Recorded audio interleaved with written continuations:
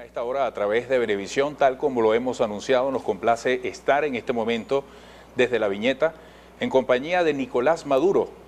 Él es candidato a la presidencia de la República Bolivariana de Venezuela y por supuesto presidente encargado.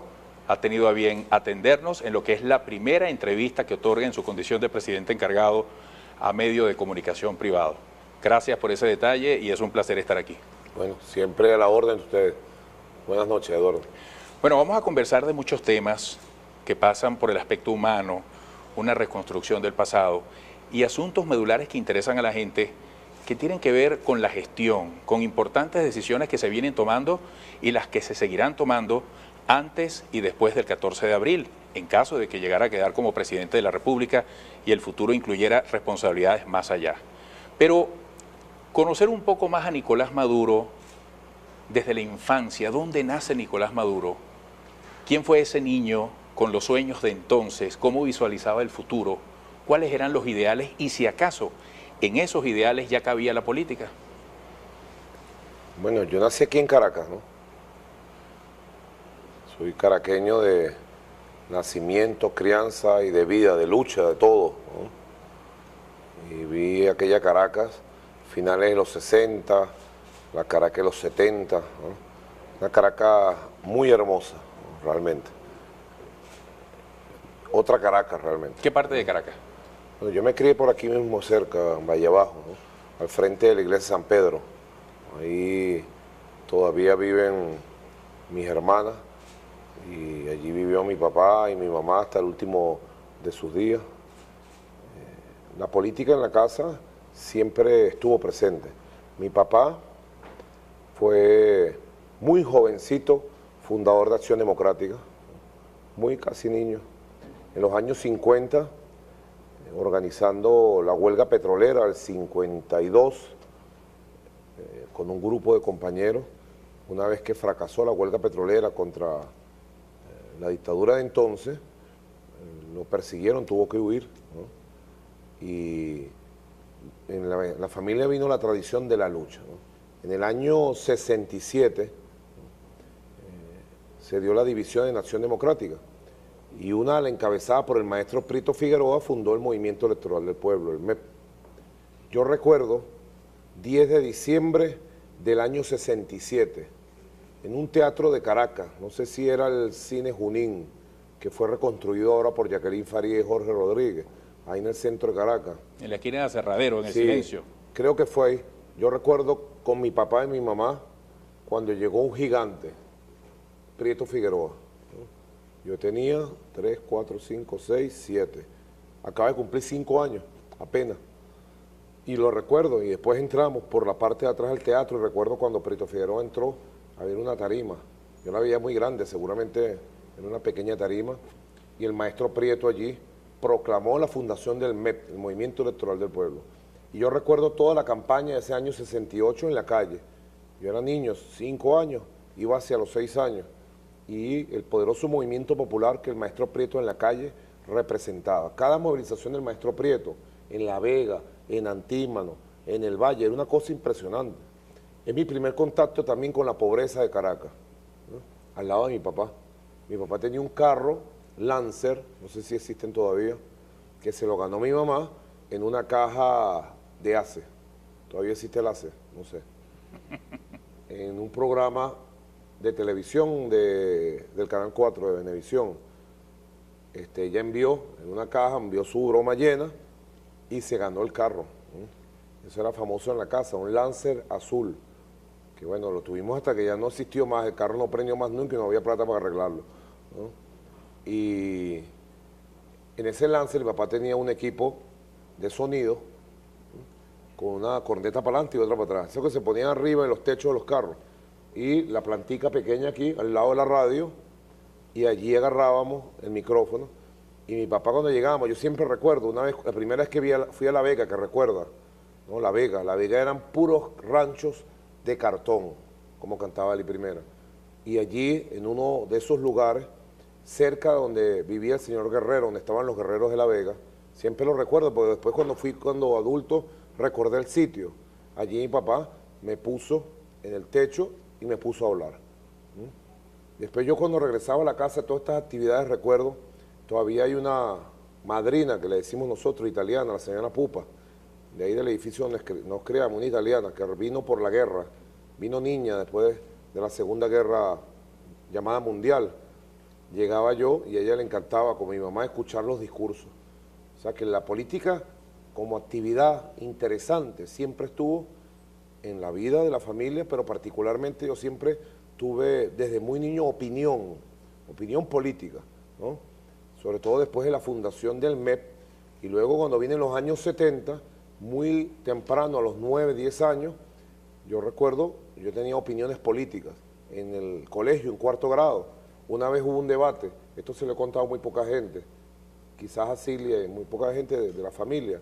Recuerdo que con Paco, un compañero de ahí, hijo de unos canarios, que todavía están vivos, el señor Paco y su esposa, tuvimos un debate con una de las maestras, que era una monja. En la época ellas eran muy retrógradas, después se convirtieron en la teología de la liberación, se convirtieron en monjas de avanzada. Pero en la época un día estaban hablando contra Cuba. ¿Qué edad tenía usted en ese momento? 9 años, 10 años. Y yo recuerdo que con Paco hicimos una defensa de la Revolución Cubana. De algún lado sacamos argumentos y nos castigaron, nos expulsaron del salón. Nos tuvieron unos 2, 3 días fuera del salón, castigados, ¿tú sabes dónde? En la biblioteca. Era el mejor castigo que puede recibir un ser humano, porque en la biblioteca, cada vez que por alguna razón a uno lo castigaban ahí en el colegio, las monjas lo mandaban para una biblioteca. Y en la biblioteca uno lo que hacía era tragarse los libros. Ahí son cosas que a veces uno recuerda, ¿no? Ya a los 11, 12 años, yo llego al Liceo Urbanidad Cepol y había una generación que se levantó en los años 70 de muchachos, jovencitos revolucionarios, y me pongo a militar en el movimiento político Ruptura, directamente, ¿no?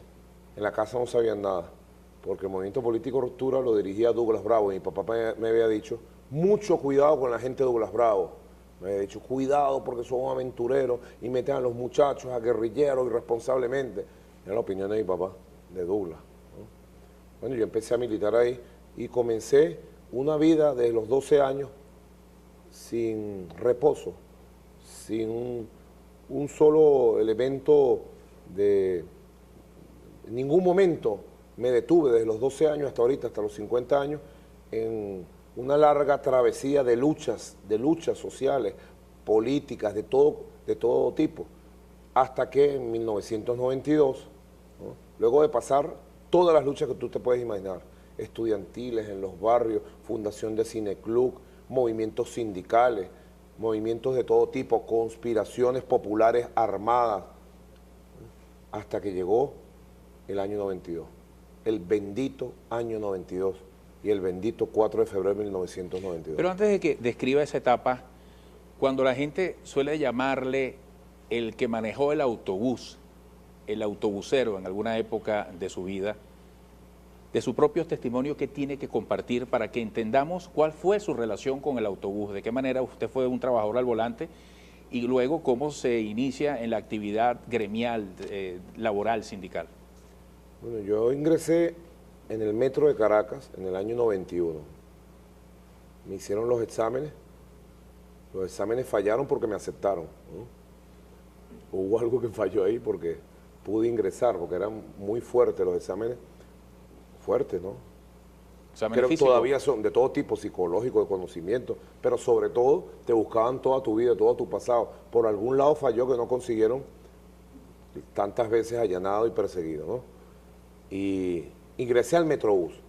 De verdad, yo hice el curso de Metrobús en enero, febrero, si mal no recuerdo, de 1991, ahí en el Poliedro, en los estacionamientos del Poliedro. Ahí se hacían los cursos, los compañeros que me están escuchando deben recordar eso.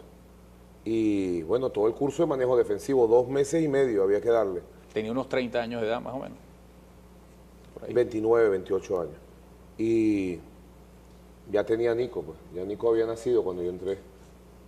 Mi hijo, Nicolás Ernesto. Yo vivía en el Valle, en la calle 14 del Valle. Edificio FETransporte, ahí están los vecinos, mis vecinos. Y hice el curso, y era un curso semimilitar, de mucha disciplina, exigencia, duro, de exigencia.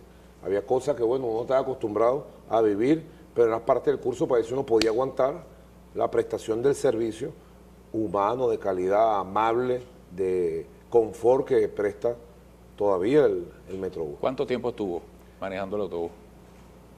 Hasta el año 98 más o menos sería, porque ya en el 98... Como 6 años más o menos. 7 años, sí. Porque ya en el 90, bueno, del 91 yo recuerdo haber trabajado en varias rutas, muchas rutas, ¿no? Pero las que más trabajé, creo que existe todavía la 421, la ruta Bellas Artes-San Bernardino, que para ahí en Bellas Artes. Yo pasaba por ahí todavía la ruta 311 que iba al Valle Coche, pues no existía el metro de Valle Coche todavía, se lo construyó la era Chávez. La ruta 312 que subía a Santa Mónica, ¿no? La ruta 314 que subía a la Florida, pasaba cerca de Venevisión, no sé si existe todavía. Y las rutas a veces me mandaban, porque cuando me eligieron delegado sindical, entonces en las veces que estaba trabajando, que no estaba votado de la empresa, porque bueno, por culpa de Reinaldo García, un compañero que es del movimiento bolivariano, me votaban del trabajo de cada rato, nos votaban, bueno, por culpa de nosotros, era culpa correspondida, ¿no? Entre comillas la culpa, ¿no? Por las luchas de la época. Y recuerdo también haber trabajado, bueno, en la ruta cuando se inauguró de San Antonio de los Altos, que creo que todavía existe. Allí me iba a visitar Silvia a veces. Y salíamos en el despacho último de las 10 de la noche, rumbo a San Antonio, rumbo a La Paz. En esas madrugadas inolvidables, ya con Chávez latiendo, ¿no?